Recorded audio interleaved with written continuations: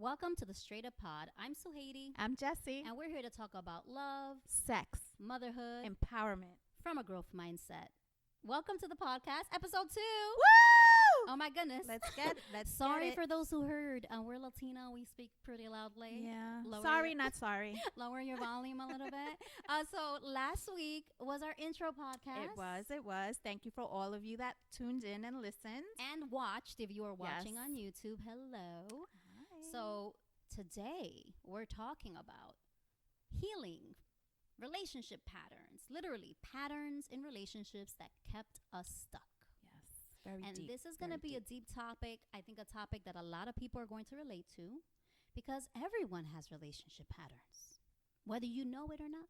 Whether you admit it or not. Whether you admit it or not. Exactly. So I'm going to kind of dive in a relationship pattern that I'm very aware that I used to have because I do not claim that person anymore. No more. No more. Was like this fear of abandonment. And so for me, my fear of being left, my fear of abandonment, of not being good enough for a man to love me conditionally and stay, like commit to me and stay, came from my dad. So my dad, when I was 12 years old, kind of just like was like sayonara, adios. Like he was supposed to come visit us. At this point, my family moved to Lawrence, Massachusetts from New York City. And we ended up, kind of having a weird visitation thing. Like whenever he would drop in type of schedule. So your parents separated when you were how old? Oh my God. My dad and my mom separated when they were divorced officially when I was probably like 3 or 4. Okay. But they had an off and on relationship, which also is a relationship pattern. The inconsistency had an off and on, relationship. Even though they were divorced, they were still together after the divorce. Interesting. And then officially, my mom was like, "Me jarte," when I was 12, right? And that was, I remember, because I was 1990. And I always remember August 1990 because that's when I moved to Lawrence, Massachusetts. And it was like 7th grade. And again, the visitation was one of those, not like my mom didn't take him to court. It was like a very like old school. Yeah. Amongst them. Immigrant, Yeah. like very, anyone who's listening who's like, yeah, my parents literally are still together, but they're divorced. Or my dad just came whenever he went, or my mom just came whenever she came. Like that's what it was. So it wasn't anything specifically solidified in the court. And so he would tell us when he would come to visit. And then we went to see him. He came to see us one weekend. And then that weekend he was like, all right, well, I'll see you like next weekend or in 2 weekends. He gave us a date and like he never showed up. Never showed up, never called. The weird thing was, and I think it's just because I'm an intuitive person, is that even at 12 years old, when he said it, I didn't believe it. And when the date came, I knew he wasn't coming. And what's interesting to me that even at 12 years old, like our brains are so powerful, Right. like our minds are so powerful that like we just self-protect. Right. So you already had in your mind, he's not coming, we're not going to see him, to protect your heart, basically. Yes. I almost like gaslighted myself into believing like this ain't never gonna happen. Like it's almost like when you expect the worst to not get hurt. And so that was already my mechanism, probably because of my childhood, right? And so when he didn't show up, I don't remember crying, Jessi. Yeah. Like I was just like, There was no emotion. there was like, no okay. emotion. I was like, okay. And I honestly never probably cried or mourned that as a kid. When I mourned that was when he came back into my life at 19 years old, and then I went to therapy because I was in college and I was like, I'm falling apart. Yeah. And I went to therapy. But that, like not having your father in your life or a parental figure in your life, doesn't have to be a dad, like who's the person that's supposed to like love you unconditionally and be there for you, really did a number on me. And of course, as a woman who, chooses to be with men, right? That's my sexual orientation. I started involving myself in relationships that were very inconsistent, just like the inconsistent off and on I saw my parents had, right? Because I was replicating that pattern. Yeah. And then I also was so scared of a man leaving me, like my dad left me. And this is stuff that I didn't know was unresolved because I was just going through the motions because I was not awake, people. I was still asleep and thinking everything was happening to me and all these men were horrible to me. But I realized that because of my fear of being left, I was showing up in ways of like not your authentic self. Well, also I was chasing. Right. I was convincing, like, please love me. Like, not saying please love me, but like exhibiting behaviors to be chosen. Right. Changing myself. Mm-hmm. Right. I bend over backwards and I never changed my personality. But I muted myself. I didn't speak up when I wanted to. I didn't want to rock the boat. I didn't want to argue. I didn't want to be the jealous type. I just was trying to be Little Miss Perfect, because in my subconscious mind, I wasn't aware then. It's like, if I'm perfect, then he won't leave me. Exactly. And he'll love me. And then he'll love me, and he'll choose me, and he'll stay with me forever, right? So for me, unconditional love wasn't unconditional. Right. I placed so many conditions on myself to be loved. And that's what I have to say. I don't blame any of the guys that I was involved with, because none of those men said to me, hey, Sujeiry, you got to do X, Y, Z. Here's a long list of all the things, a scroll of all the things you have to change for me to choose you and love you forever. No, it was just all internal. It was all internal. Mm-hmm. And then my behavior changed. And I even had men, even situationships, being like, you know, I can't love you for you. Like random men, I'm like, listen, you're just a booty buddy. You trying to check me? Right? Literally, I was aghast, shocked, like, how dare you? You know. But I get now, he was right. There were when guys would check me on that behavior, like, I never told you that you're not enough. You don't think you're enough. Why are you telling me you don't feel like you're enough? That's not coming from me. How dare you? Aghast.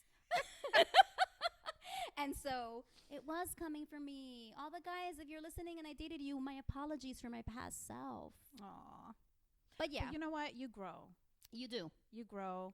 You realize, Mm-hmm. you know, and you do realize that a lot of things that you may be feeling is internal. It is. You know, and has a lot, of course, to do with what you saw growing up. You know, what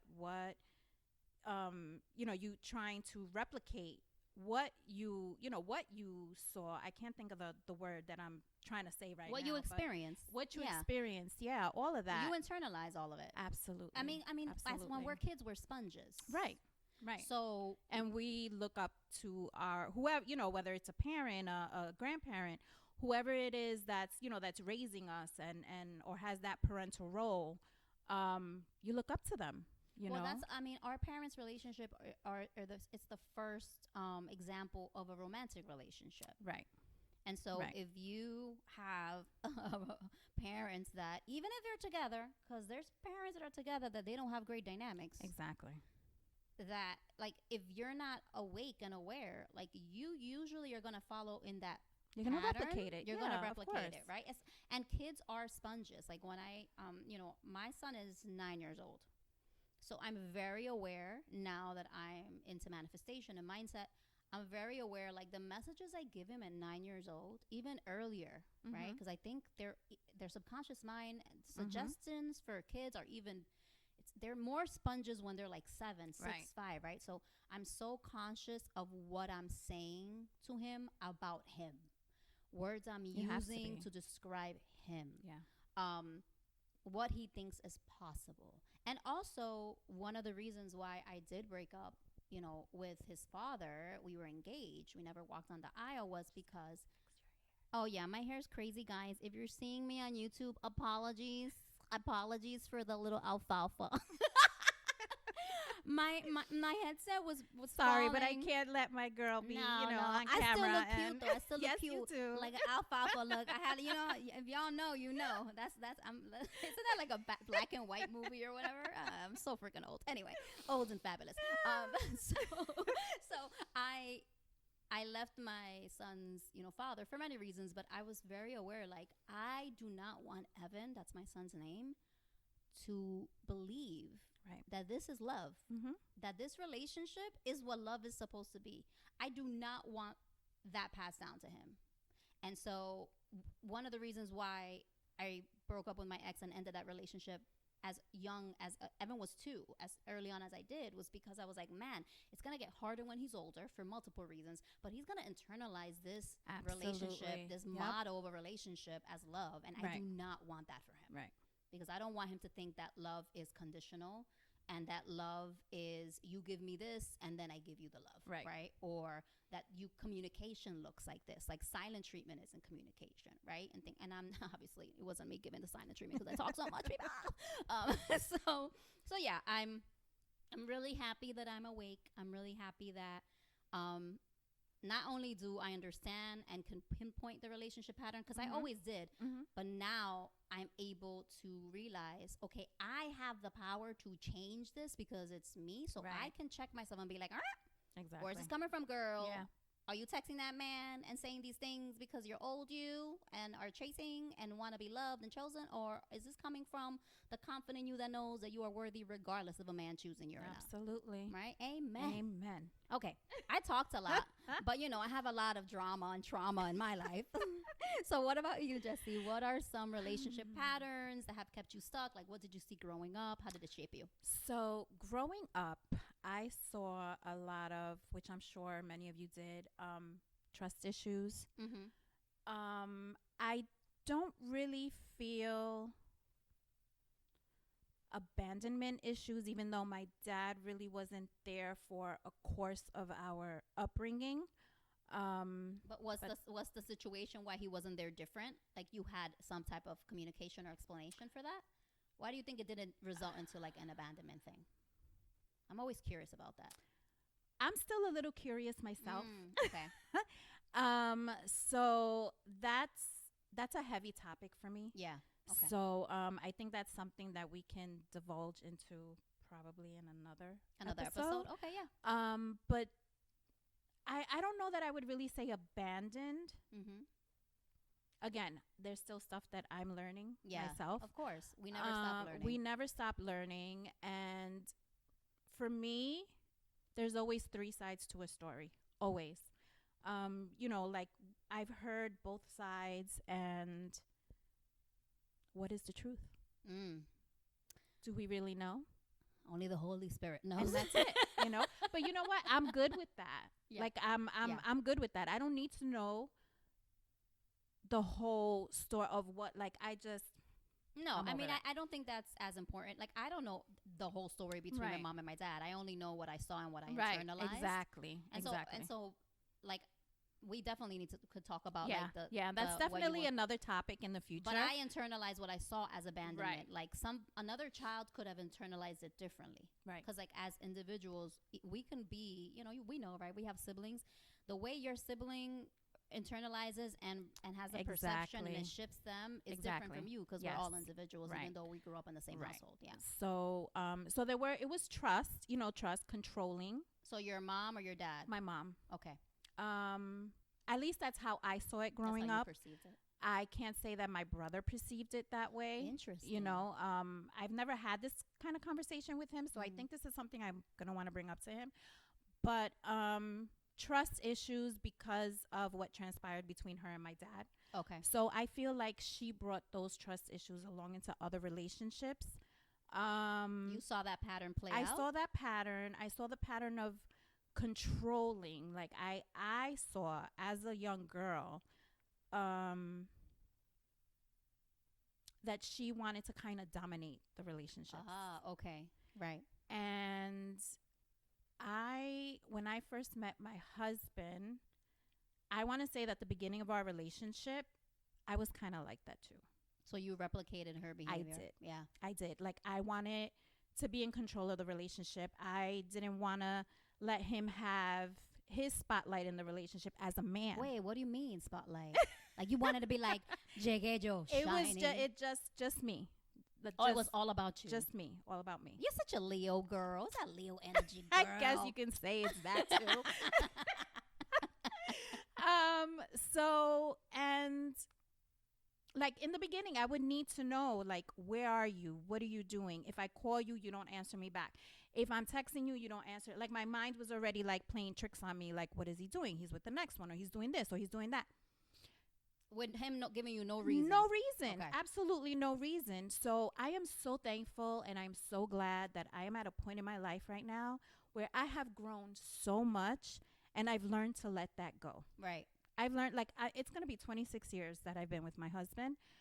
Goals, a goals. long 26 years. An arduous, loving, beautiful, but arduous. But I'm glad that I was able to realize that. I can't pinpoint the exact day because I did have an aha moment one time. And I said to myself, bitch, if you keep on like this, Yeah. he's walking. Yeah. Like It's he's a walking. lot. That's a lot. It is. It is a lot. Yeah. It is a lot. So I had to reevaluate myself. I had to take a step back. I had to start diving in deeper. Yeah. You know, why was I like this? Why was I being like this? Why was I being like that with him? You know, and like then the Jessi back then would not have been cool with him having guy weekends or Right. traveling to California, or now go ahead, have fun. I'll Do pay for you, your boo? ticket. Oh, I need her in my life. I do. You know, I just that's a lot of stress. It is. I'm glad that I was able to let go of that, you know, and not just for me, but for my daughter, you know. Yes, because you do have. I do have my yes. daughter's 28. You're her example. Yes. Yeah. Yeah. And I also didn't want her to go into any kind of relationships thinking she had to know where her man is at every single second of the day. Well, that's You know? stressful for like the person that has that mindset because you're constantly stressed out. Right? Exactly.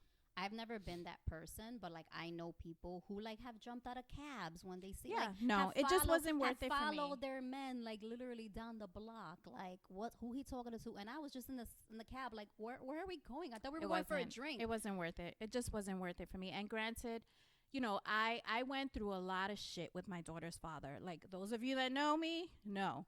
You know, and till this day, my daughter's 28 years old, and there was a lot of reasons why I left him.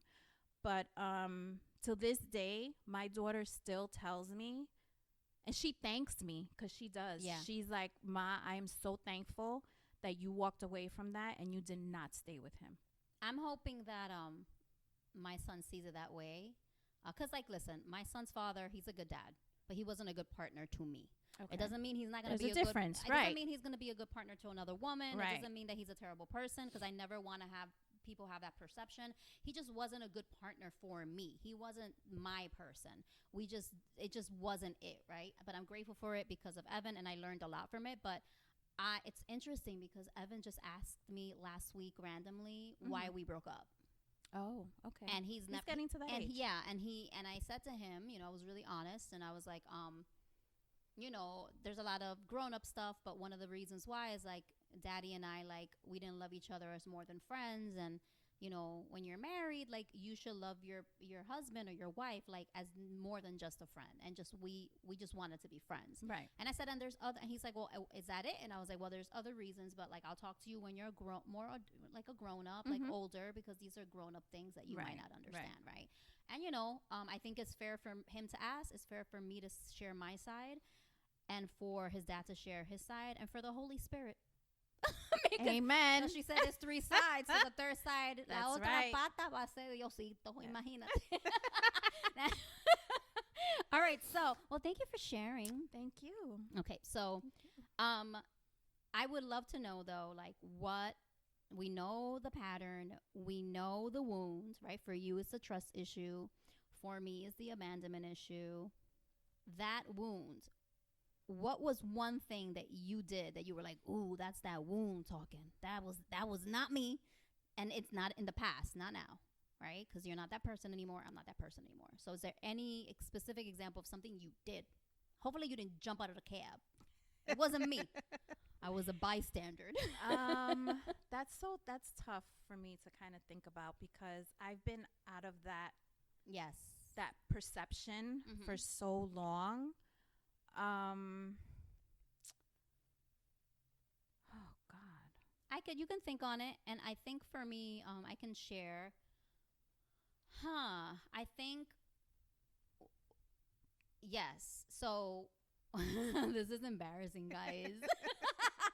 It just came to me. So I told a guy I loved him, even though I didn't love him, so he wouldn't leave me. So I can feel the relationship flailing. Okay. He was a good guy. He treated me well. Okay. And I felt there were things missing, but he did treat me well. He was a good guy. He also like was secure and stable and had a good relationship with his mom. All the things I'm looking for. I was attracted to him. But there was that like deep feelings missing, and I knew it, and I knew he knew it, and I was afraid he was going to break up with me because that zazazoo, that passion was missing. And we had been together for a year. So I remember he came to visit me because we were long distance, and I remember him me like scrambling in my head like, yo, I feel like he's gonna break up with me this weekend. Oh my God, I don't want to be single. I don't want him to leave me. And it like when you have abandonment issues, sometimes it's not even about the person that you're dating. It's just like you just don't want to be left. Right. Yeah. It's like it's almost like triggering that shit over and over and over again, even if you know it's for the best. Right. And so I knew it was for the best that we weren't together, but I literally like the night before he was gonna leave, I was just like, I love you. And he didn't say it back, and I was like, fuck, he's gonna leave me. Even though I didn't love him, I wasn't in love with this man. I didn't want this man. And the next morning, he was leaving. And I said, you know what? We need to talk. I think we need to break up.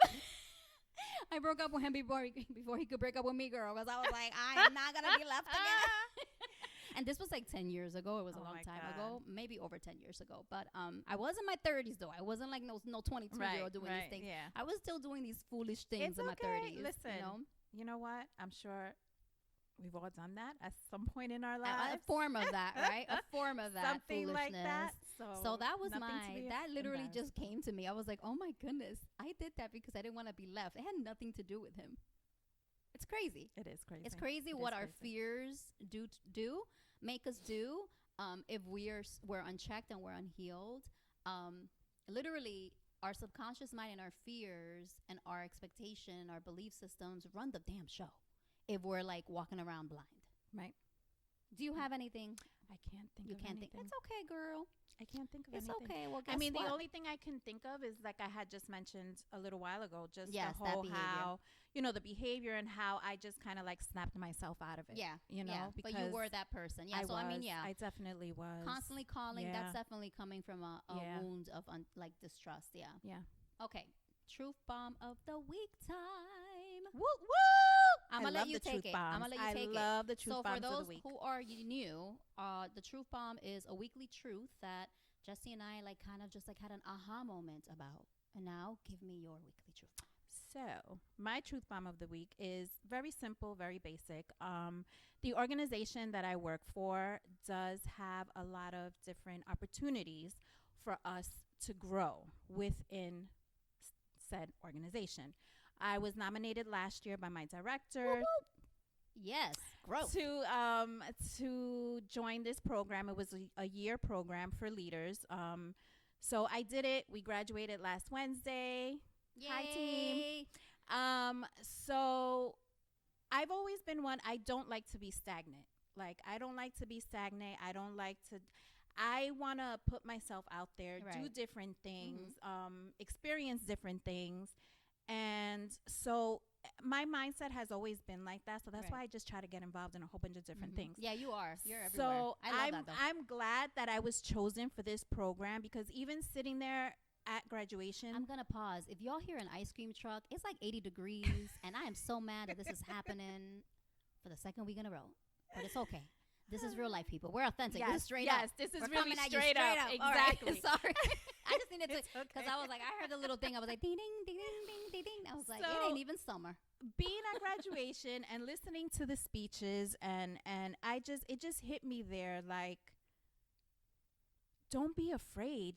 This opportunity is going to open so many doors for me right now. And I can't wait. I wait to hear about it. I cannot wait. You meet so many different people and these people could be the ones that are going to open up so many different doors for you. You never know. You never know. And guys, when I tell you, it really truly is who you know. I know. It is Yeah. who you know. So for my people out there that, you're on the go and you mentally you want to do more, don't be afraid. Get out of that stagnant position. You're the only one that can do it.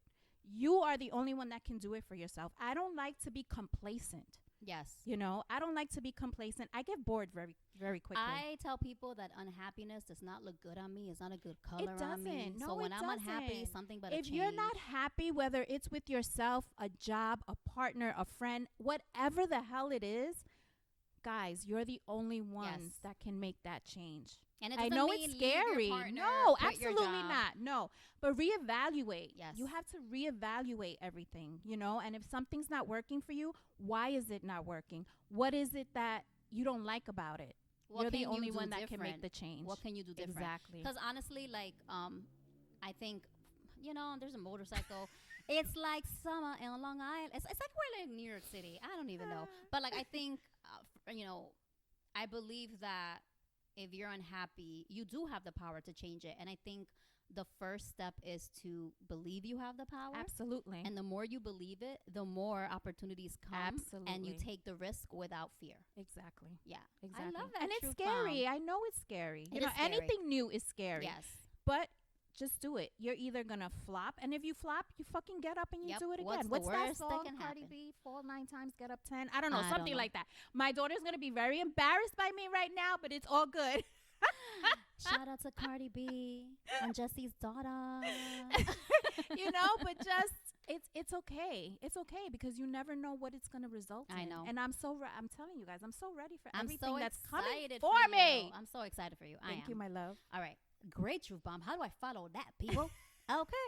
All right. So my truth bomb of the week is a little bit more about, it's similar to that, but it's so this morning, last night, my son tells me, Mommy, I want to record a film for YouTube. And he has a YouTube channel that he wanted to have with us playing or whatever. And it's been stagnant and dormant. And then all of a sudden, Mommy, I want to record a film for YouTube, but it has to be a long one, not a short, like long. And I'm like, well, YouTube allows you to do like 15 minutes. That's it? I'm like, yeah. He was like, okay, so 15 minutes, Mommy. I'm like, okay. If I would have said an hour, he'd be like, an hour film. And I'm like, I'm sure YouTube lets you do more, but I'm like, let me just tell him 15 minutes because I'm not about to record and edit something for an hour.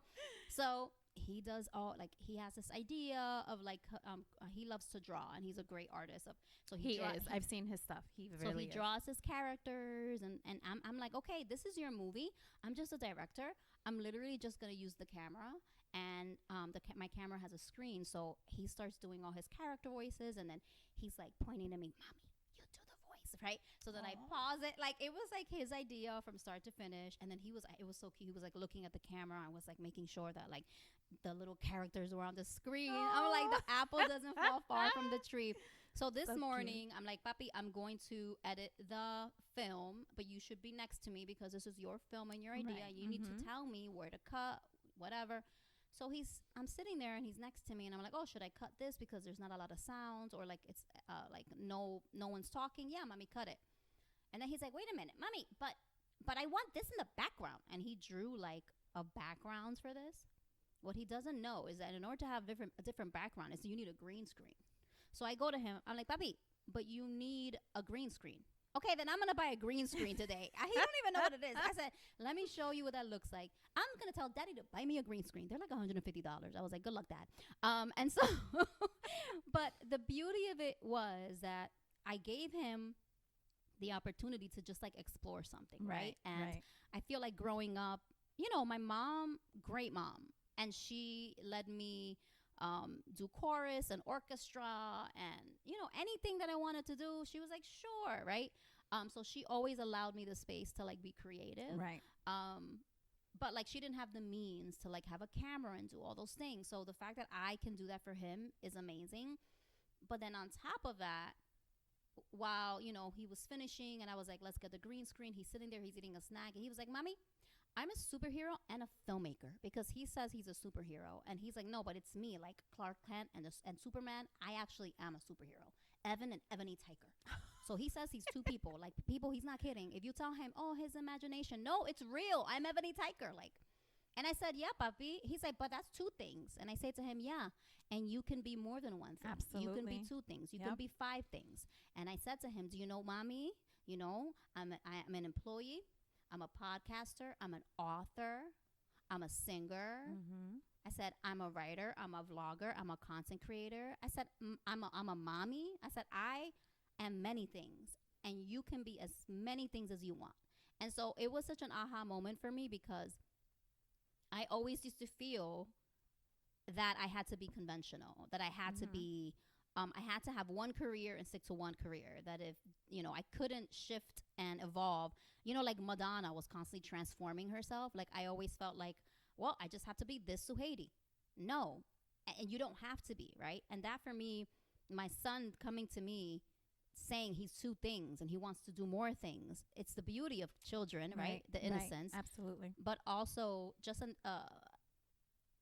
reaffirming for me, like, yes, you're doing all these things now. I have 5 TikTok channels. I have 5 Instagram channels. I have a podcast. I have, you know, I have a business as an author. I have a manifestation vlog. Like I'm a tarot reader. I do all these things, and it's okay. It doesn't mean I'm scattered. It doesn't mean I don't know what I'm doing. It doesn't mean I'm, you know, grabbing at straws. It just means that I am being my full authentic self. Absolutely. And exploring, and like literally I'm just following my bliss. And that's so it. My message for you all is follow your bliss. You know, make the time to follow your bliss and do the things that make you happy. If that is not your job right now, find ways to keep your job and do things that make you happy. Whether that's something creative, whether it's just, you know, doing sports, whatever it is, follow your bliss. Because when you follow your bliss, the doors do open, just like Jessi said. Absolutely. Yep. Okay. That was perfectly said. Thank you. So exciting. All right. So it is time for us to end the podcast. Aww. Yes, but we're going to end it with a journal prompt. So if you are listening and driving, pause when you get home and write it down. Yes. Okay. And if you are listening and you're not driving, take out a piece of paper and a pen and write this. So the straight up pod journal of the week prompt: what patterns am I calling into my life to have positive love? Right?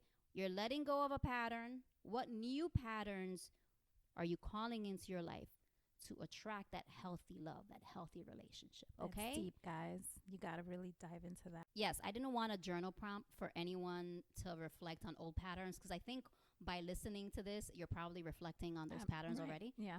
In this journal entry, we want you to turn the page, right? We want you to really think about the future you, if that's not who you are, and like how you want to shift in your patterns and the way you're showing up in love in order to attract or maintain, if you're already in a relationship, Right. like healthy love that you deserve. It's deep, guys. We're Dive into so it. deep. We should have been therapists. I mean, you are a coach. I You know. am. I'm a coach by I me bendeci yo misma as a coach, you know. All right. Thank you, everyone. Thank you so much. Thanks for listening. Thanks for listening. Follow us on social media. Yes, please. The Straight Up Pod. We'll be back next week. We also want to let you know that our DMs are open. Yes, of course. Oh, yes, please. DMs are open. Please send us anything. Any reviews, any questions, anything you want us to possibly talk about. any comments, we would share them. Yeah. As in the intro, we'll share all your comments, all your reviews, and we'll answer your questions if you would like us to answer. If you want to send us a letter, we'll possibly read it from on air. snail mail. It's like we're always like, put that shit in the mail. It doesn't matter whether you have something good to say or not. That's like, we're tough skinned, so no, keep your negative opinions to yourself. Thank you very much. I have abandonment issues. Did you not hear the podcast? Bye, guys. We'll see you next week. Bye. Bye.